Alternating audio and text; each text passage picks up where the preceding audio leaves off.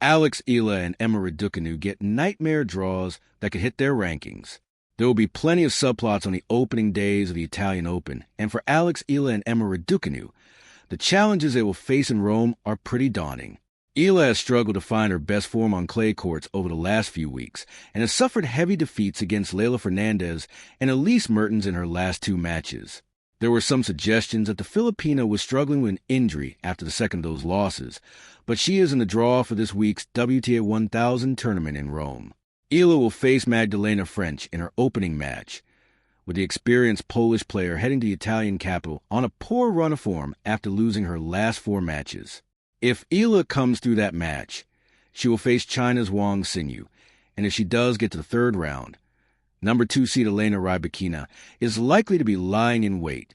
Eala is looking to gain ranking points to climb up the WTA list and be among the seeds for the French Open, but she will have a tough task to get deep into the Rome tournament with that level of opposition standing in her way. Eala is looking to gain ranking points to climb up the WTA list and be among the seeds for the French Open, but she will have a tough task to get deep into the Rome tournament with that level of opposition standing in her way. Raducanu has a bye in the first round, as she claimed into one of the last seeded positions in the draw in Rome, and she could face Argentina's Solana Sierra in her opening match. That would be a tough task, as Sierra reached the last 16 at the WTA 1000 tournament in Madrid and is a fine clay court player.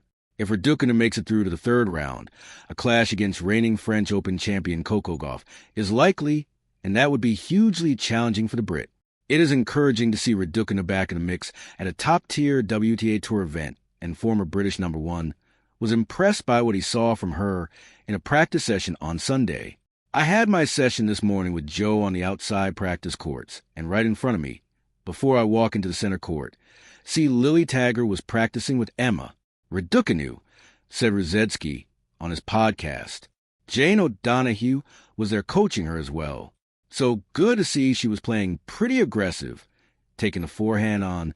Emma looked like she's striking it well.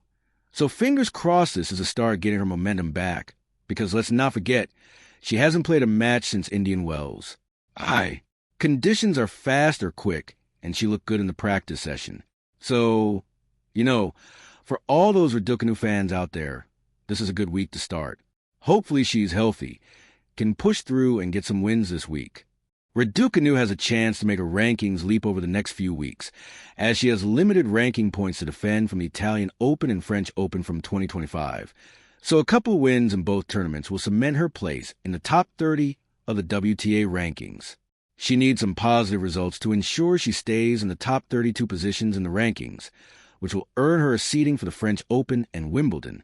Meanwhile, Eala needs plenty of wins to climb up the rankings to get a seeded berth for the upcoming Grand Slam championships.